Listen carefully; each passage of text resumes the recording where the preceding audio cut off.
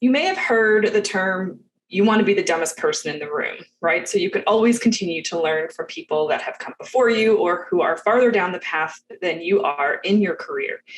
But it might be difficult to know who those people should be in order to really set you up in the right path. And that's what I'm talking with E.A. Csolkovits about today. My name is Sammy Bedell-Mulhern. I'm the host of the Digital Marketing Therapy Podcast, and I thank you so much for joining me today. EA and I have a beautiful conversation. He has incredible stories, and I love thinking about things from an abundance mindset. Give more than you take, and it comes back to you. And that's exactly what we're talking about. Kind of a way to reframe how you go about your business and even maybe your personal life from the lens of who you surround yourself with. So EA is the founder of Givers Community, which is a free resource which teaches you how to choose the people that you surround yourself with, whether it be employees, whether it be donors, whether it be mentors. He learned a lot from his mentor, which he'll tell you about in this episode. And at the age of 23, became a millionaire by including these guidelines into the way that he runs his business. He has a whole long list of accolades, which I will include in the show notes. But I just hope that you will listen to this episode and really maybe listen to it a couple times and just first listen and just take it in. He's giving you a lot of anecdotes, a lot of great information, alongside a lot of very tangible actions that you can take. So it might feel like you want to write all those things down. But I encourage you to listen to it the first time and just really soak it in and think about how this could take a place in your mindset and the way that you operate your business. Then you can listen to it again or check out the show notes for all of the resources so that you can take action on what he talks about. It's a great conversation.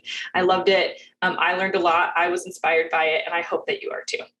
But before we get into this episode, this is brought to you by our patrons. If you want to become a patron for as little as $5 a month and get extra resources to take action on these episodes, head on over to thefirstclick.net/Patreon.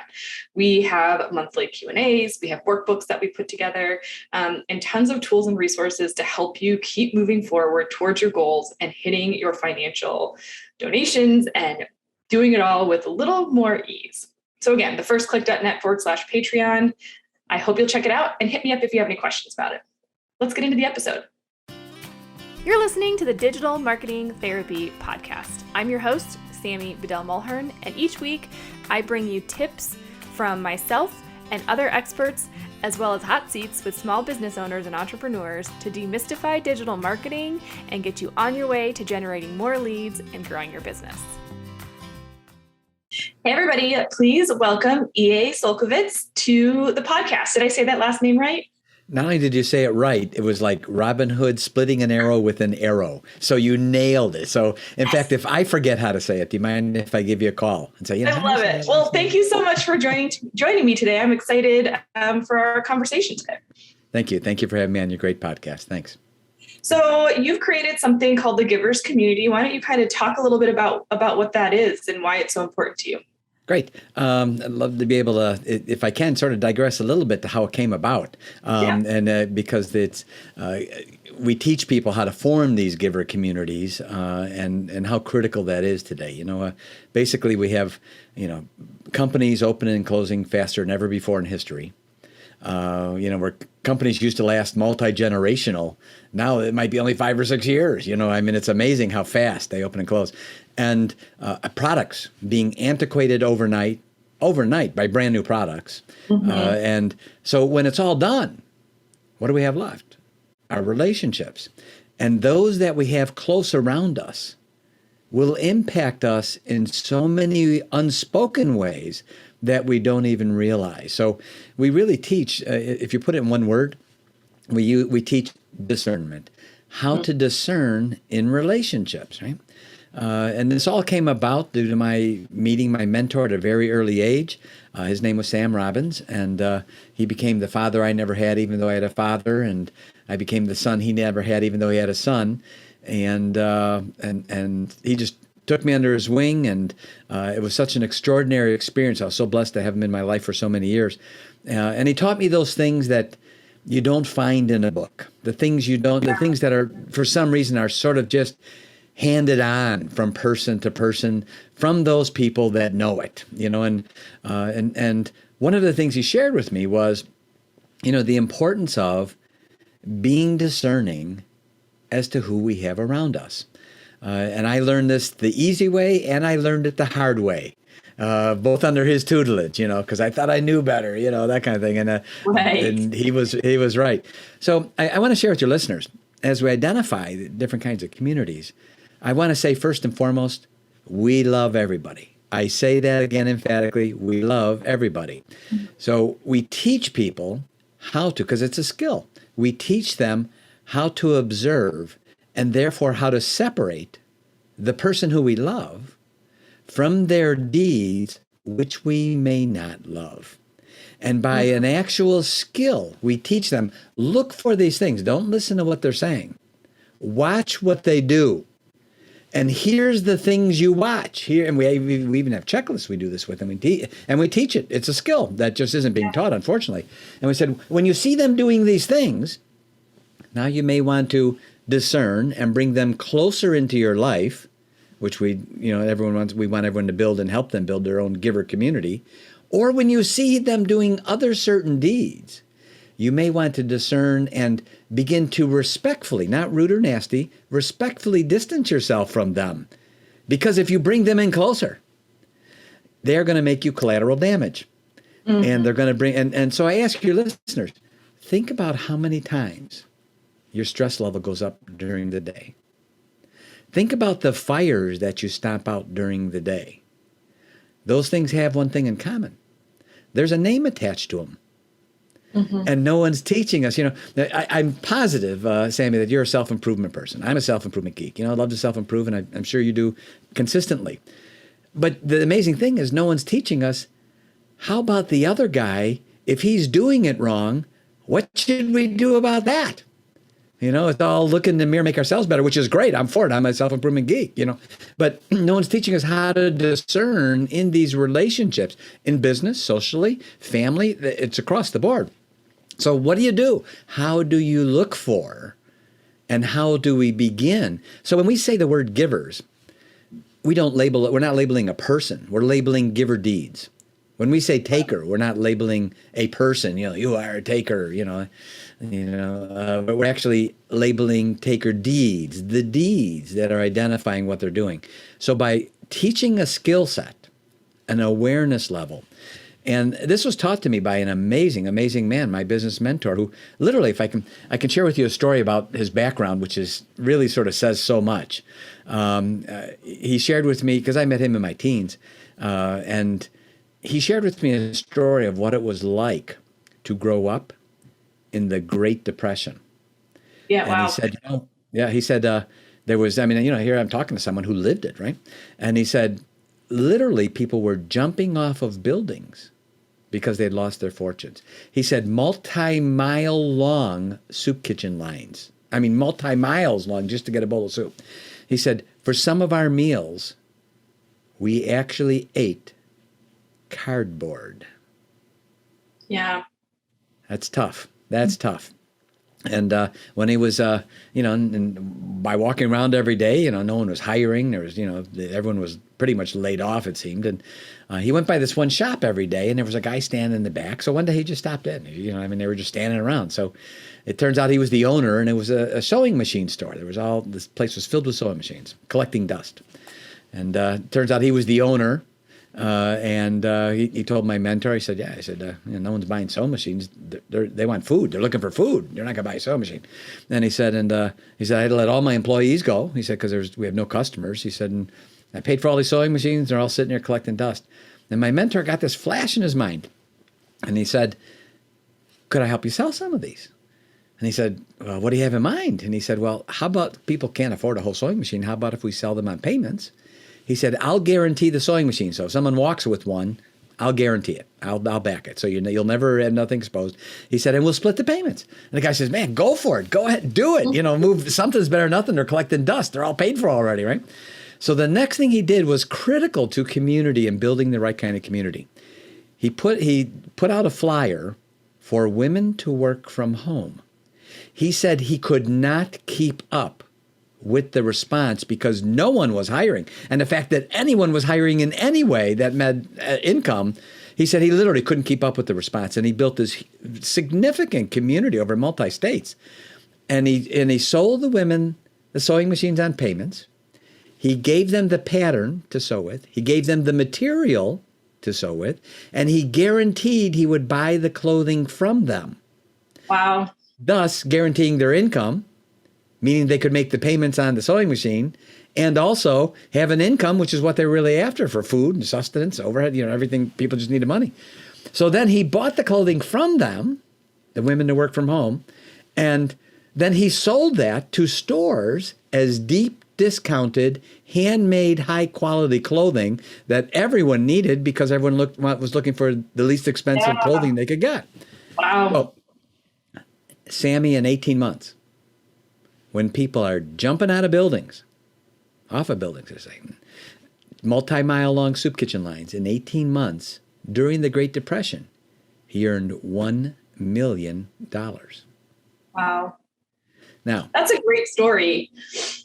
And I think it just shows, I think, at the heart of what you're teaching and what was taught to you, thinking outside the box, but then he couldn't have done it without all of those other people that were part of that community. So it was, yes, his good idea, but he still had to craft and maintain and build that community around him. He said, you're exactly right, Sammy. He said, it was the extent of this women's community that he built, the women to work from home because it just, so what he really did was he went through the line and he first he solved the problem for the sewing machine owner. Then he solved the problem for, all these incredible number of women over many states.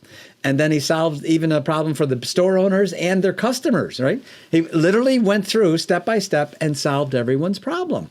And it was all, and that's one of the things he taught me in life. He said, you'll never have money problems. He said, you may think you do, but I promise you'll never will. He said, but you will have idea problems. Mm. He said, every business, everything starts with an idea. And he said, if you think you have money problems, you don't. He said, I promise you have idea problems, not money problems. And I found that to be categorically factual. So he taught me, how do you build these communities? How do you decide which people, And I was like a few interviews back, a gentleman said, wow, this is really great stuff. No one teaches discernment. And I've just read a book and it said I should have 5 good people around me. I said, you should. But let me ask you about those 5 good people. Which 5? Yeah. And he was staring at me, blank look on his face. I said, do you see my point? I said, everyone's saying what you should do, but no one's saying, how do you do it?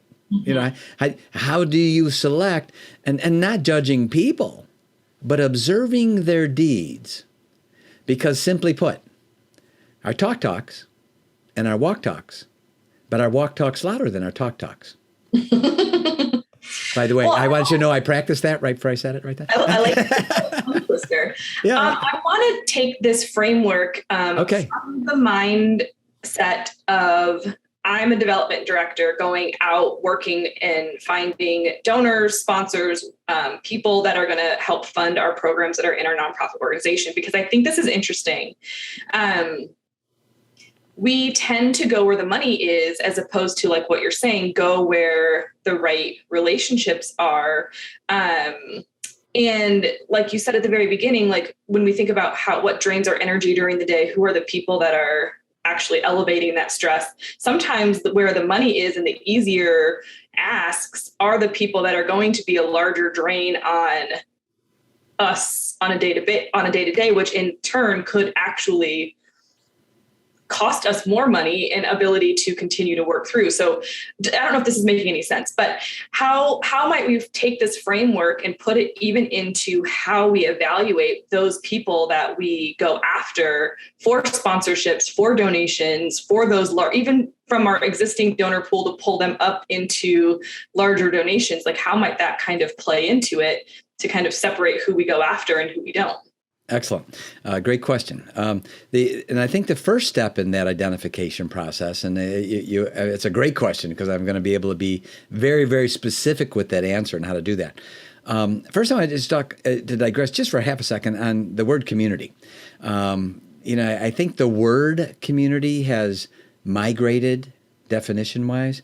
It's like years ago, the word diet, D-I-E-T, it actually meant a meeting. If I went to meet with a couple of other people, I went to a diet. And then later on, spelled the same way, if I received a weekly allowance or a stipend, that was called a diet. And as I was growing up in my life, the word diet meant your eating habits, the way you ate every day. That was your daily diet. Now when you say diet, it means weight loss. All the same word, spelled the same way, totally different meanings. So what's happening today is people are being hooked and crooked and tricked, and what I call bait and switched, into joining taker communities. Right? And see if this rings true with some of your listeners.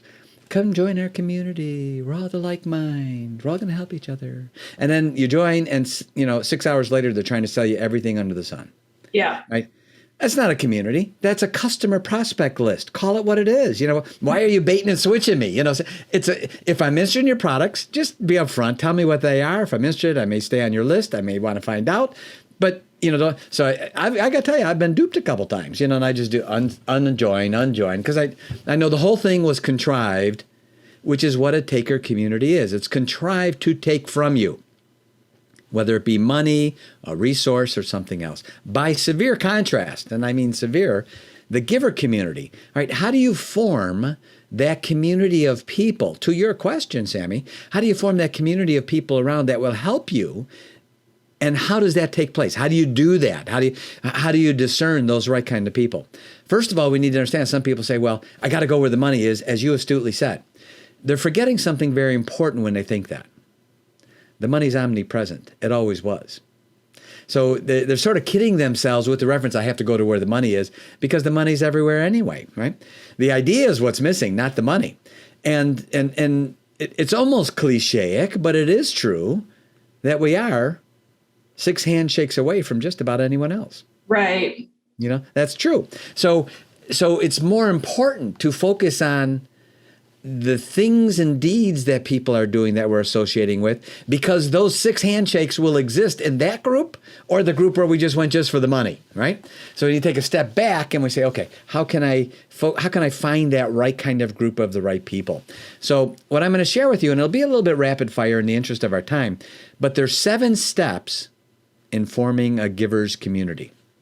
And I'm going to give a couple examples for people, and with Givers University, and by the way, we teach all this and help people to do this absolutely free. We want to do it. We know the importance of surrounding ourselves with the right kind of people and how that can influence our productivity, our results, raising funds, being a part of programs. I mean, it is directly associated to those people we have around us.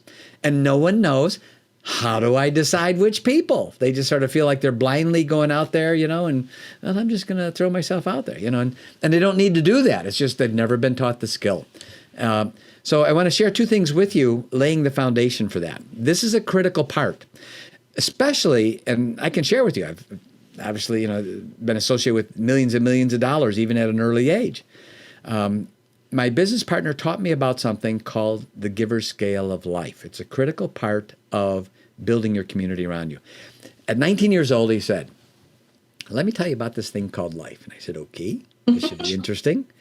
He said, picture in your mind this huge scale. And on the right side of the scale is all the things you're going to get in your life. The benefits, the income, the associations that are excellent, even raising funds and raising capitals, all those things will be on those things you get, right? He said, now on the left side of the scale are all the things you're going to give and contribute. The investment, the time, the effort, how you're going to help other people. He said, here's what's interesting about what he called the giver's scale of life. It's never out of balance. In fact, it strives for balance. When even at a static moment, if it looks like it's out of balance, it will quickly and absolutely always right itself so it's in balance. He said, now the next thing I tell you is going to be the hard part.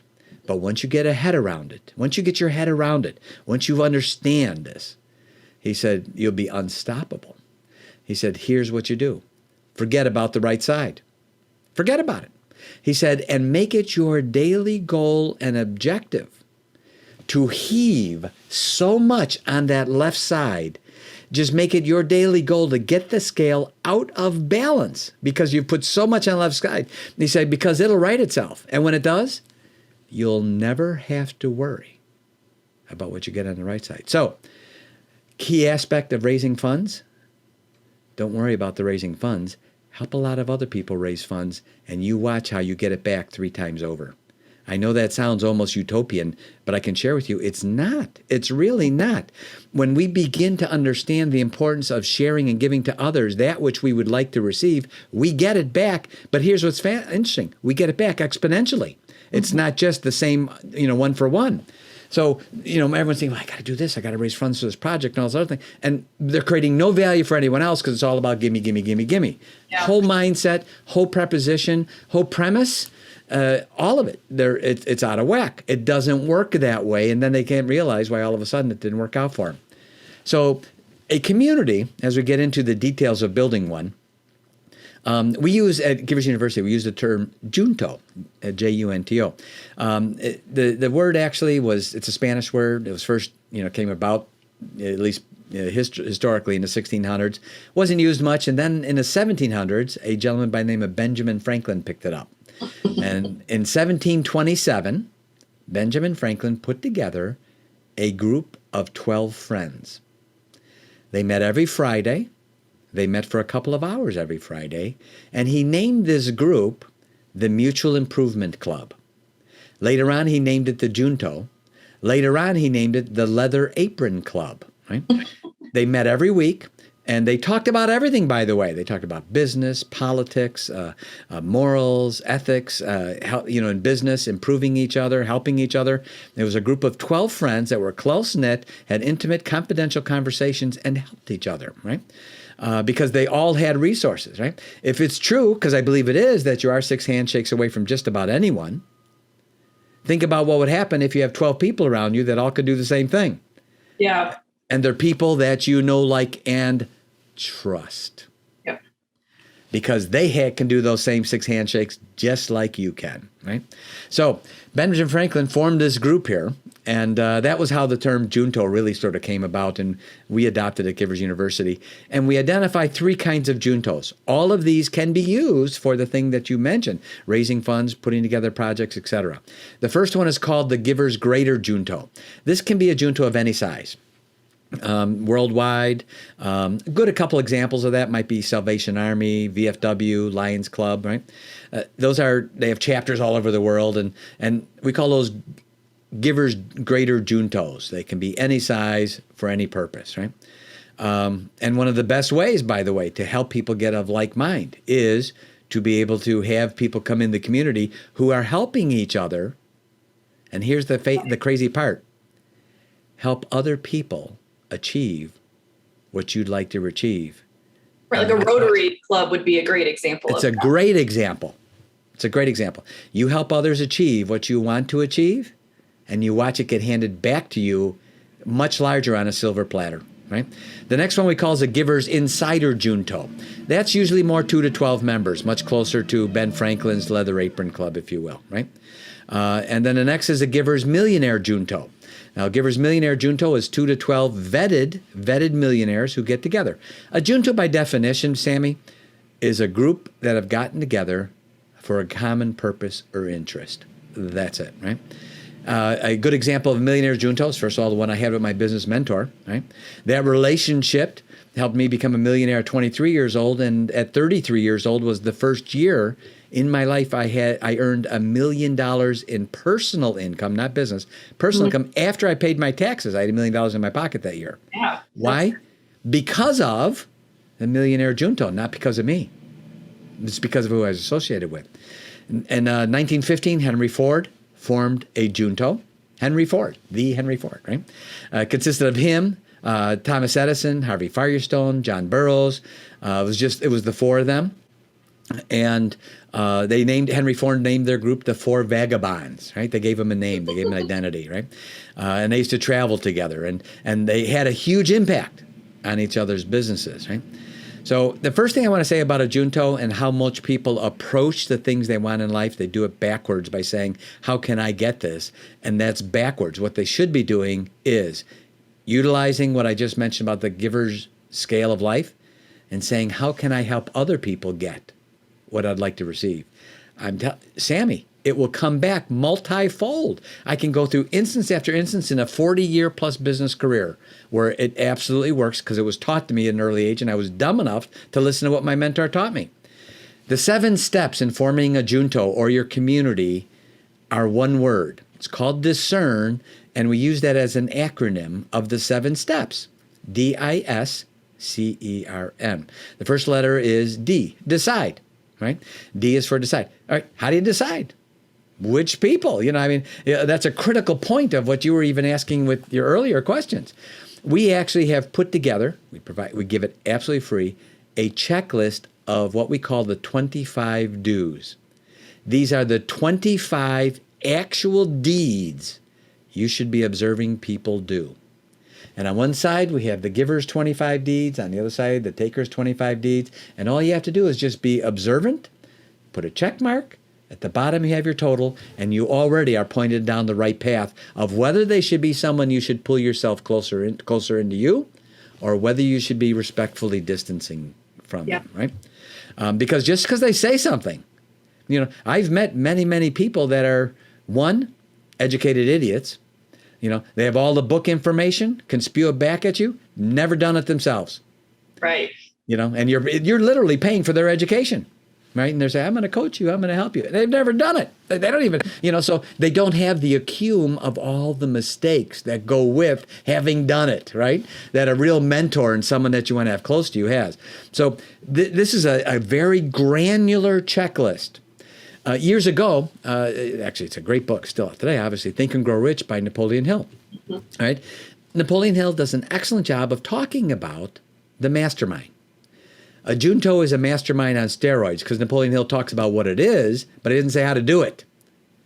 Everything we do is we teach you how to do it, and we do it absolutely free. So people can actually download this checklist, get it absolutely free, print it off, put it in your pocket, start deciding who should you have around you that you can help them raise funds for their project. You can help them meet the right people and connect to the right people, and then watch how the law of reciprocation works in such a great way. So D is for decide. I is for invite. You invite the people, right? And we teach people, this is what you say. You're going to, what do you say when you want to have a dozen people close around you? How do you invite them? How do you say, what is the purpose of all of this? Yeah. S is for seed. You need to explain what are we going to be doing? You need to be explaining it in detail. And a critical part, and I've seen this, maybe you have as well. I've seen people get together and say, we're going to do a mastermind group.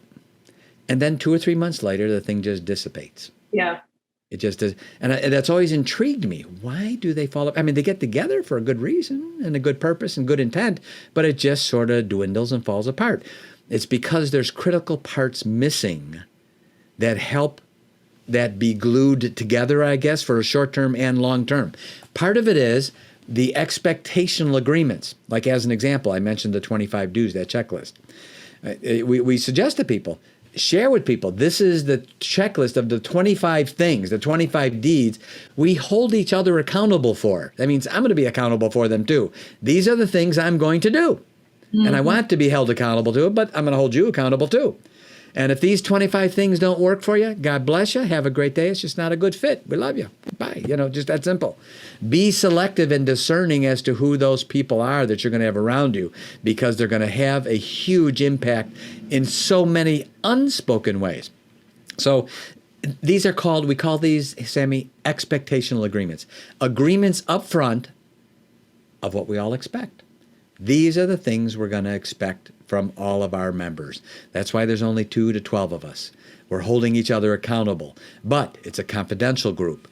Consider this as your 12-person advisory board. Yeah. Right? That are going to help you. You can bounce ideas off them.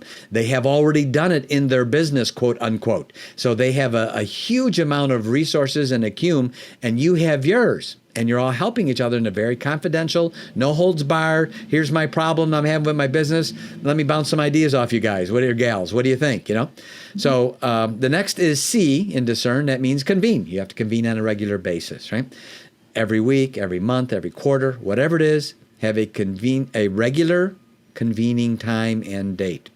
E, establish a name. Right? Ben Franklin, Leather Apron Club, Henry Ford, the Four Vagabonds. Create a name. E is for establish it by breathing life into it. Create a camaraderie of your group and of your junto by naming it. Establish it, right? R, rotate it. This is critical. Rotate your chair people. Whoever's, from meeting to meeting to meeting, a different person is the chairperson, not the same person all the time. Multiple reasons. In fact, I just did a 2-minute clip on that last week that's on our YouTube channel called Why is it important to rotate? Why should you and we give the reasons why it's important to do that. And the N is for numbers. Broadcast and open more juntos. Be a part of more juntos, because when you do, it extends the resources. Now watch the difference in mindset. The resources I can give to others. Mm-hmm. And then what happens? I get all of those extension back as well. So again, the letters specifically: decide, invite, seed, convene, establish, rotate, and numbers. Spells the word discern. And from that, then they can build. And we actually help them step by step. All free. Because our job at Givers University, get that scale out of balance. Yeah. Well, and we'll make sure to link up all of this stuff in the show notes. So if you're like in the car listening, or you're kind of feverishly write all this stuff down because it's good, it will all be linked up in the show notes. So don't worry about that. We'll get all the resources out for everybody, because that's good stuff. And I just really like the concept of tip the scale, on the giving side, because I agree. You're talking about an abundance mindset. You're talking about, educating. And it could also look like most of the content that I put out as an organization is not going to be asking you for money, but it's going to be helping teach you about what it is that we're doing. Why is this cause so important? Why are we, who are we helping, and shining the light on those people that are those, the services that we're providing and what that looks like and how they can impact their community as opposed to impact our organization financially. So I think there's a lot of ways that this can just help open your mind to ways, to give, not just to your sponsors, not just helping other people fundraise, but just to flip kind of that script. And we work a lot with organizations on their websites and making sure that that is also the way that the website comes across, right? Right. What are not just here are all the good things that we're doing, but here's how you can be a giver in the cause that we're championing. Exactly right. And we use, we use as an example, as a template for people that may choose to. If they want to, that's fine. If they don't, that's fine too. But we say that at Givers University, with the Juntos, we have 3 pillars and 1 intention. The 3 pillars these are all expectational. The one is our credo, give to be great. The second is our pledge, to help every Givers Junto member lead a life of predictive, massive, and exceptional happiness, freedom, and greatness. And we have a labor of love. The labor of love is critical to every Junto. What is the cause that's greater and bigger than all of us? We're actually, through Givers University, launching it in this coming fall, and we literally have figured out a way to put an end to hunger 1 zip code at a time. Literally 1 zip code at a time. And so it's a greater cause. This is called the labor of love. Every good Junto must have a labor of love. So because what happens is we tilt those scales even more when we do something in a non-reciprocation mindset. I'm not doing this because I'm what I'm going to get out of it. I'm just going to do it because I want to get that scale out of balance and just have so many lives contributed that, they say this thing is the best thing ever. I just get so many benefits. And it just comes back over and over again. How they can get that checklist, because I want to share with them. It's real simple. Go to our website. It's plural, giversuniversity.com. They'll see a place to sign up for our newsletter. We don't spam. I hate that. I sign up for something and I'm getting 6 emails a day, to fill up my inbox.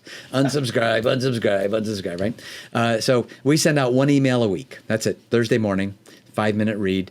It's called the Givers Toolbox, And we provide a new tool, a new relationship tool every week that someone can add to their relationship toolbox to help them in their discerning with their relationships. As soon as they sign up for our newsletter, they're going to get an email right away that says, do you want to communicate with these people? Because we're not spammers. If they don't answer that, they will get nothing from us. No emails, no nothing, right? So they have to say, yes, I want to talk to these people. 2 hours later, they'll get that 25 do's checklist. Download it, print it off, put it in your pocket, start using it to discern not only with Juntos and your giver community, but those you're going to have around you. Yeah. They're going to impact you in profound ways. Be discerning up front on who those are, and also help guide you with those that maybe you may need to, over time, begin to respectfully distance yourself and supplant them with someone more of our expectations, right? So, and then every Thursday, they get it's like a 5-minute read. There's usually like a 2-minute video clip. They can go to our YouTube video. We have clips. One is called, there's a whole playlist that's called How to Form Your Own Community. And it's literally, there's 17 2-minute clips. This is the first thing you do. The second thing, the third. This is how you form these communities around you and what you should and shouldn't be doing to optimize how you can help, again, how you can help all the members in your community. So we'd love to be able to help every single person. We have one gentleman working with that he wanted some help on his video, on how to send out an invitation video to 10 people. But he didn't know exactly what to say. He wanted to do it. He said, I want to get some people around me, and I want to have a group of peers and fellow business people that we can bounce ideas off of. And we've helped him do that, just helping him do it. It's great. And actually, it really has been a lot of fun in helping so many people do something. I think we need to have more giver communities out there and more givers around us. Wouldn't you agree? I would totally agree. Yeah. And I think, you gave everybody some really great actionable steps to get started, and some great just descriptions on what it is. Because I think, just like you said, a lot of times we get all these tools, but then we're not actually shown or told how to do them. So I love that it was just kind of a full circle thing. Is there kind of one last takeaway that you would love to share with people that maybe we didn't touch on earlier? It's a personal one that I'd like to share with your listeners, that my mentor over 40 years ago got me to say to myself every day. And I can tell you, as literally fortunes came in and out of my life, and in and out of my life, and in and out of my life, these 3 small phrases that I promised myself I would say every single day impacted me every day of my life, and what I did, the thoughts, my actions, everything.